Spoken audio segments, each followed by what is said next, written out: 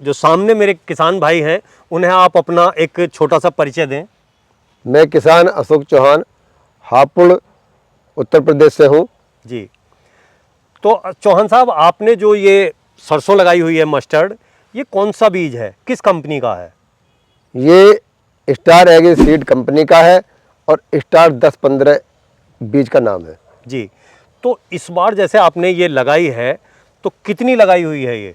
जी, इस बार 2 एकड़ लगाई है और इससे पहले मैंने पिछली बार 1 एकड़ लगाई थी, जिसकी अवधि लगभग 130-35 दिन में बोने से लेकर और कटने तक की होती है।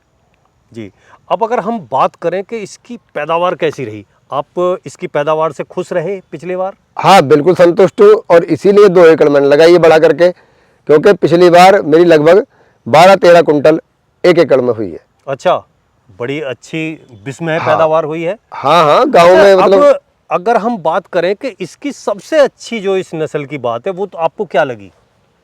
नस्ल ये है कि आप देख रहे हो नीचे से ही जो फुटाव लेके चलती है, तो बहुत चौड़ा फुटाव लेकर के कम से 10-15 कल्ले बना करके चलती है। अच्छा, मतलब नीचे से ही झंबा करके पेड़ झंबा पूरा चल रहा है। हाँ जी, हाँ जी। हाँ, जितना ज्यादा फुटाव होगा, जितना ज्यादा होगा, उतनी ऊपर उतना ही फ्लावर अच्छा आएगा और उतनी फली ज्यादा होंगी। हाँ जी, हाँ जी। जब चौड़ा पेड़ होगा तो चौड़ा पत्ता आएगा, सब कुछ बढ़िया रहेगा। तो चौहान साहब, जैसे कि सरसों की खेती है, इसे आप किस नज़र से, कौन से चश्मे से देखते हैं? देखिए भाई साहब, मैं तो इस चश्मा क्या कि इस खेती से, सरसों की खेती से बहुत संतुष्ट हूँ, क्योंकि हम गेहूँ भी लगाएं, जी ईख लगाएं, ईख को कम से कम 1 साल पालो। जी।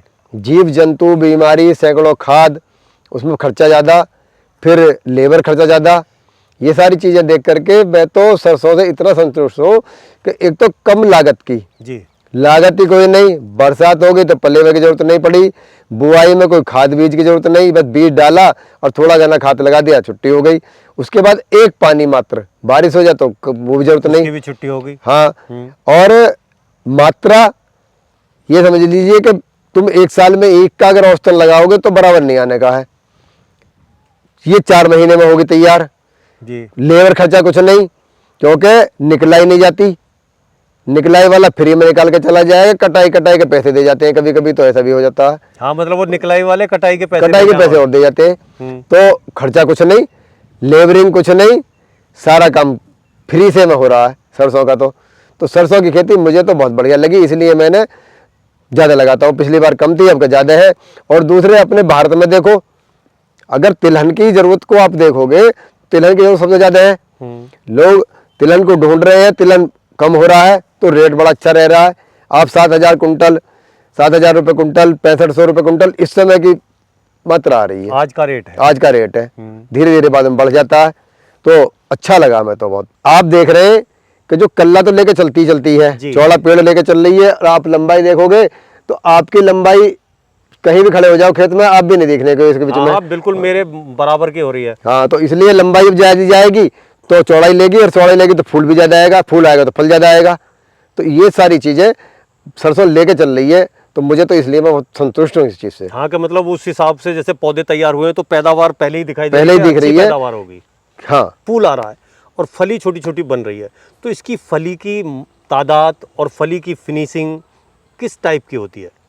फली की फिनिशिंग भाई साहब, एक तो फली बहुत धोरे पास होती है, लंबी बहुत होती है जी। दूसरी मोटी होती है, दाना ज़्यादा लेकर चलती है। दाना कम से कम 20-22 दाने एक फली में निकलते हैं, जिससे पैदावार बढ़ती है। बहुत अच्छा। अब हम बात करें कि दाने हेल्दी होते हैं, उससे अगर हम तेल निकालें तो तेल की क्या परसेंटेज रहती है? दाने सुंदर बहुत होते हैं, मार्केट में चमक रखते हैं, तो पैसा ज़्यादा मिलता है, रेट अच्छा रहता है, मार्केट वैल्यू भी मार्केट वैल्यू बढ़ती है जी। दूसरे तेल की मात्रा अधिक निकलती है। तो ये तेल की मात्रा अधिक आप कैसे पता है आपको? हमने कुछ बेची मार्केट में और कुछ अपने घर के लिए खली और तेल के लिए निकलवाई, तो उसमें लगभग 40 से 45% तेल निकल आता है। तो चौहान साहब, आज क्या है कि सरसों में, मस्टर्ड में बहुत कई सारे रोग आते हैं।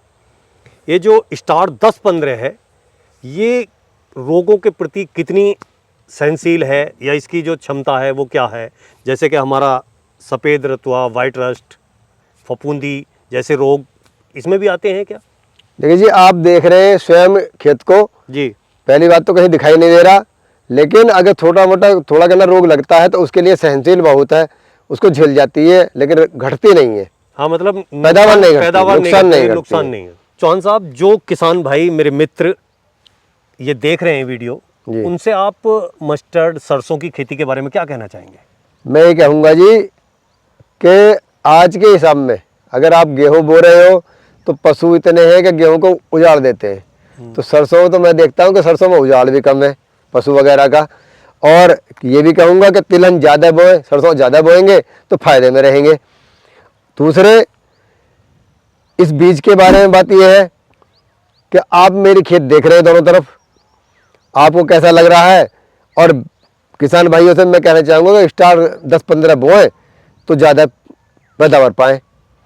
अब चौहान साहब, बात आती है कि आपने जैसे कहा कि स्टार 10-15, कई बार क्या होता है कि किसान भाई बड़े अनभिज्ञ हैं, आपस में ले लिया, ये बो लिया वो बो लिया, इस तरीके से करते रहते हैं, लेकिन उन्हें सही जानकारी नहीं होती कि ये वाला जो बीज है ये कहाँ से मिलेगा। तो आपने ये बीज कहाँ से लिया, किस तरीके से मिलता है ये हर ज़िले में उनके डीलर हैं और आपको एक नंबर दे दिया जाए कंपनी का जी। किसान भाई वहाँ नंबर से बात कर लें कि उनके ज़िले में कौन डीलर है, उस डीलर से आप बीज ले सकते हैं। तो किसान साथियों, चौहान साहब ने स्टार 10-15 के बारे में आपको जानकारी दी। जब भी आपको अगर सरसों की खेती करनी है तो बहुत ही अच्छी खेती है, कम खर्चे की बताई उन्होंने, और कोई नुकसान नहीं है, पैदावार भी बहुत अच्छी है।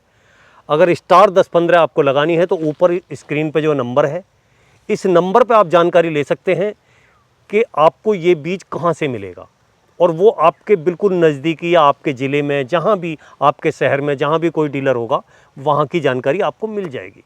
साथियों, चौहान साहब ने जो आपको ये मस्टर्ड की खेती की जानकारी दी, अगर उनकी बताई हुई बात आपको अच्छी लगी हो तो वीडियो को लाइक करें, शेयर करें, चैनल को सब्सक्राइब करें और घंटी के बटन को जरूर दबाएं।